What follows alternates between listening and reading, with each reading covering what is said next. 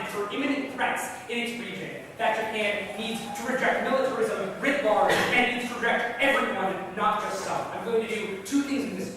I'm going to talk first about what's going on with Japan right now, why they need a military buildup. Secondly, I'm going to talk about why rejecting all of the people in the army, not just the specific individuals, is necessary for that buildup to happen. But first, a bit of rebuttal, because I think we get a drastic mischaracterization under the guise of subtlety from opening opposition.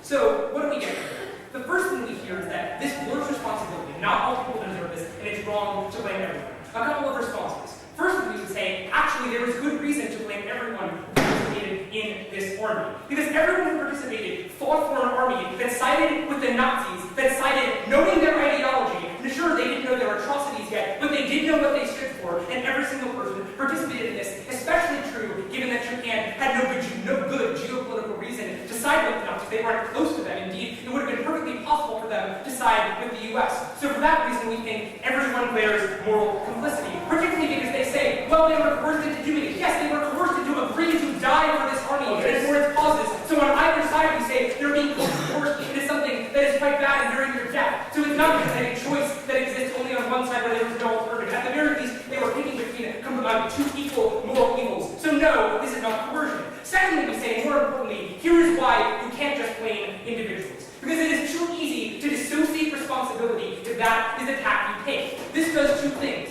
Firstly, it says, we're not rejecting militarism, we're not rejecting our past, but rather, we're rejecting a few bad apples who are the ones who took these actions. If that is the case, then the Japanese government is not saying our state did something wrong, our state sponsored these atrocities, and we reject them, but rather, we reject these individuals. Secondly, they say, well, we can find these individuals with what the non-existent battlefield records that say who was where and when and what they did. This evidence doesn't exist. So no, they can't do that. Not to mention the fact that if they can't find some of these individuals, the only conclusion they have left is to say, oh, those atrocities were lost to history. We can't blame anyone for them. We say that is a moral wrong. We also say, though, that to blame specific individuals is to keep this blame on their families who have to exist in this context, in this society today, and deal with those repercussions, rather than saying it was a societal harm, it was a thing that all of us did, that our government did. It allows certain individuals to be blamed at their expense and allow everyone else to absolve themselves of moral responsibility. This is a state that is engaging in a military buildup, so the state itself needs to say that the state rejects militarism, not